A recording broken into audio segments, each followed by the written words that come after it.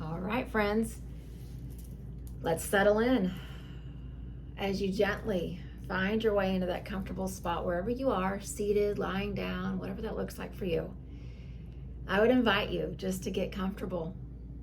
You have arrived to this moment, and so now allow yourself just to arrive physically in the space where you are.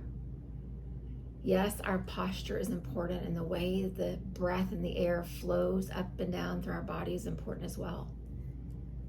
But we know that coming to this moment of stillness, that our bodies will get restless if we're not comfortable. So we'll start there. Just really finding a spot that feels right. And then noticing how your eyes have closed even, just allowing them to gently close, not squeezing, not creating tension. And then notice your shoulders and your neck. How are you seated? How do they feel? How are you stretched out if you're lying down? And then just any of those little spots in your body where you tend to hold stress or tension, check in there as well. Because again, comfort has got to come first. And when we find ourselves into this comfortable spot, that is one less distraction to our practice.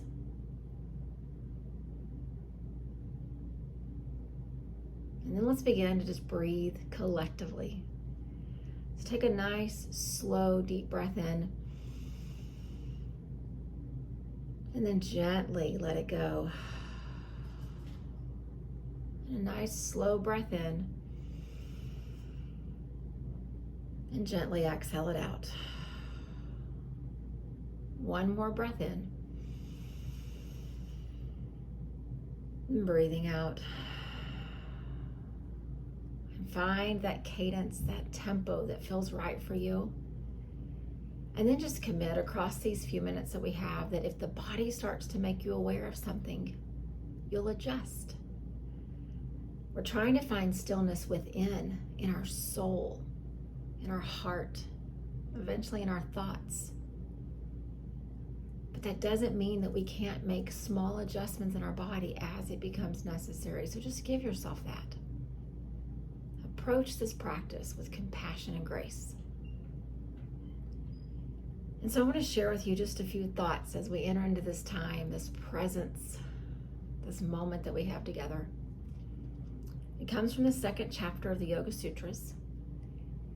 And in the third verse, there are some words from Patanjali, this incredibly wise person from about 2,500 years ago who tells us about the path of yoga. And in this sutra, chapter 2, verse 3, he says, along this path, along this life, there are going to be obstacles. He knew it 2,500 years ago, and I think we all know it now. He said these obstacles are things like our ego, our ignorance, our aversion, where we avoid things, but also our attachment where we just hang on to things. And then one more obstacle he shares with us is this idea that every human probably has in common is this fear of death. And he says along life's journey, you're going to encounter these obstacles, like these big boulders just right in the center of your path. And while we could spend time going through each one and kind of reflecting on how they've manifested in each of our lives, because it's going to be different for me than it is to you, I'd rather go and fast forward just a bit to verse 11, just a few verses later, when he says, yes, there are obstacles. They are real. However, the way for us to lessen the influence of these obstacles and eventually to just let them disappear altogether is our practice of meditation. So just think about that. He names these obstacles in a verse, then he goes on for a few verses later describing them. And then after he's described them all, and we can all kind of figure out what they look like in our life, he says, but hold on. The story doesn't end there. Because our meditation practice, our sitting and showing up and being present, is the way for us to first lessen the influence of those obstacles in our life, and then eventually just to have them disappear. So that when you look at this path that you're walking along and you're traveling through life, the path becomes clearer. It's less filled up with all these big boulders. And so I don't want our focus tonight to be about the obstacles. I want it to be about the clear path. And so as we sit and we each just kind of reflect on this practice in our lives, for some it is an old practice. We've had it for a very long time. For some of us it's still very new. We're still trying to figure out this stillness, this sitting, this showing up. But there's not a time limit. There's not an expiration on this practice. It is a daily showing up. It doesn't matter if you've done it for 50 years or if you've done it for 5 days. You've shown up now, which means that you are one more step in the direction of the clear path. And the most beautiful part of this clear, obstacle-free path is that when the new obstacles start to present themselves in our lives, because they will, it becomes a lot easier to push them away. We start to set really healthy boundaries for ourselves. We start to figure out when to say yes and when to say no. We learn when to react and respond and when to be still. And those obstacles, again, will look different in my life than they will in yours. And even as we go through life, I can tell you the obstacles I had to work through 10 years ago are not the same obstacles that come across my path today. But I will also tell you that just about the point when you think, my path is clear, the showing up doesn't need to be as consistent. I'm in a good spot. I'll meditate later. And then all of a sudden life gets a hold and a new obstacle comes. So what Patanjali teaches us in the Yoga Sutras, and what many ancient, very wise teachers have taught us since then, is that you just have to keep showing up. It is a daily practice. And that daily practice reminds you of, first of all, the preciousness of this moment.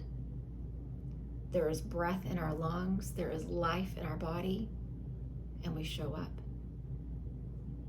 Some days maybe we don't feel very good, and we show up. Some days people in our path are not kind or compassionate, and we show up. And some days we are really busy and really overwhelmed, and we show up. There's not a time limit of what this meditation practice needs to look like. There's not a time that you work to achieve toward. What we're trying to do is give ourselves the resources and tools within, so when the obstacle comes, it is so clear to us what needs to happen next.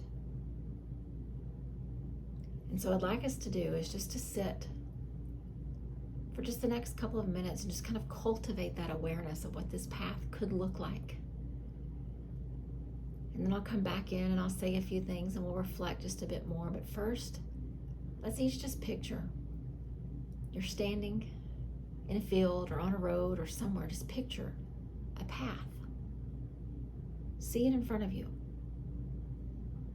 Look down right there at your feet and see the spot where you will step next.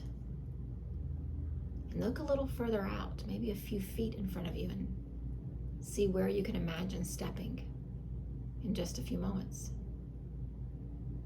And then look a little further down that road and see where the path goes.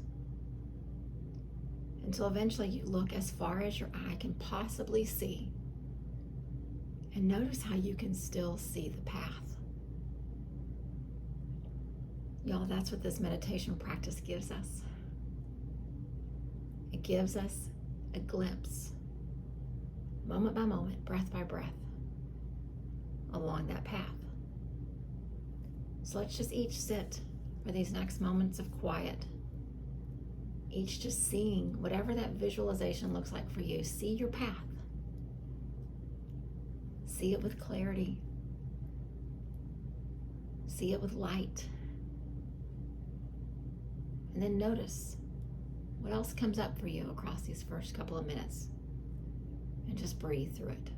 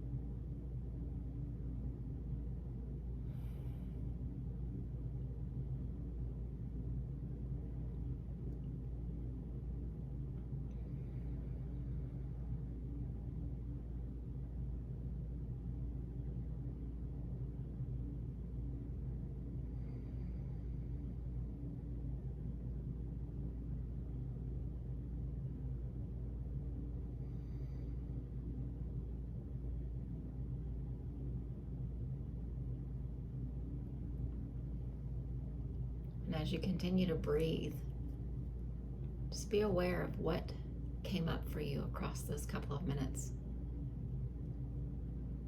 Did the path remain clear the whole time, or did the mind get a little fuzzy? Did other images come across your mind's eye? Did the mind go somewhere else, to a list or to a reminder or to a distraction? All we're asked to do when we show up is just be aware. Observe and be aware. And so how is it that this meditation practice helps to remove these barriers, these obstacles of ignorance, of aversion, of attachment, of ego, of fear of death, this clinging to life? And while I don't have the answers to all of that specifically, I do know that our showing up cultivates deep awareness. And when that deep awareness comes, the ignorance or the unknowing becomes less. And then all of a sudden, as you become more aware about yourself, about the things that you worry about the things that you fear, about the things that you hold on to, you find this really deep connection to yourself. And then all of a sudden the ego gets set to the side and you see the real, pure, light-filled you. So I think it starts with the awareness, lessening the impact of the ignorance, and then the others begin to fall into place. And some days one may pop up a little bigger than the others, but we keep cultivating our awareness. The light becomes brighter. The path becomes clearer. And so as we sit for these last couple of minutes of quiet, I would ask you, and I'm going to ask myself as well, who am I? Who are you? And what do you want? What do I want? Because as we stand at the first foot, the first step of this path, those are the questions we've got to keep asking ourselves. Because this person that we're sitting with in this quiet space of meditation, we're all we've got. And we need to cultivate our knowledge of who we are and what we want. And so as you continue, if it's possible, to just keep seeing that path, that road, whatever it looks like in your mind's eye. Let's just pause for these last couple of minutes together and just keep asking the question, who am I? And what do I want? Who am I? And what is my deepest heart's desire? Let the questions just sit and hang in the air, holding space. And let's breathe as we see that path and as we sit.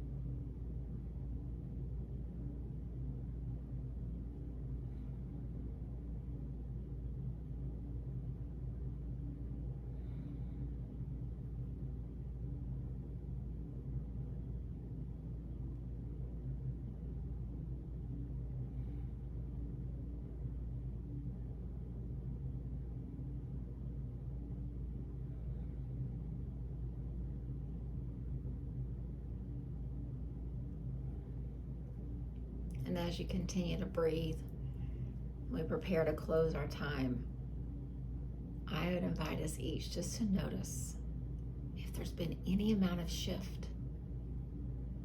Do your shoulders feel just a little more relaxed? Does the tension or tightness in your chest feel a little bit less? Does the hardness in your jaw feel a little bit softer? One of the most beautiful impacts of this practice is lightness of being. When we let these obstacles go, we stop hanging on to things that don't serve us well. Not only does the path become clearer, but we become lighter.